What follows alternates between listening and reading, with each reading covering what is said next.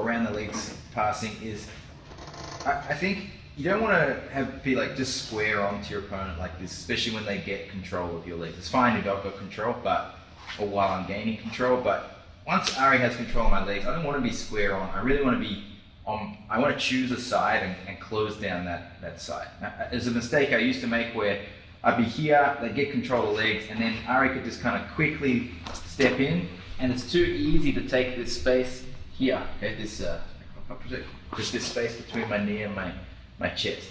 As soon as, it made a huge difference, as soon as Ari was getting control, or anyone gets control, if I hip out to a side, get my hips away, face, and close this gap here, and now if Ari wants to take that gap, I've got my bottom leg to block, and even if he clears that, my knee's in, I can be framing and everything's gonna work, okay? So you might find this is a mistake that you're running into, where you're square, they're getting control, and then they start to make an angle, and then you're trying to fight, and you're already on the back foot.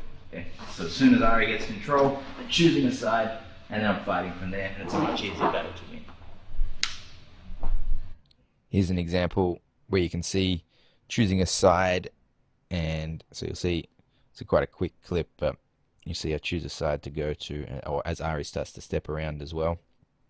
And what it does is I've put my leg high, so it's covered this space. You can see there's no way that Ari will close the gap and actually attach to my torso without being over the top of this leg, which would put him back in guard. So what Ari does is actually walks back the other way. He tries to walk back square. He actually wants to be more in front of me to set up his pass when that's the position. You see he's walked back in this direction. So once more, we're here.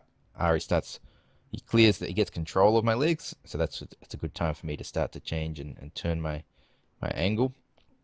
So here we are, and he tries to pin that leg, so I make sure I scoot underneath and get that leg not pinned out here, which would open the gap, but curling up, and then so as he realizes that gap is closed, he walks back square to reset.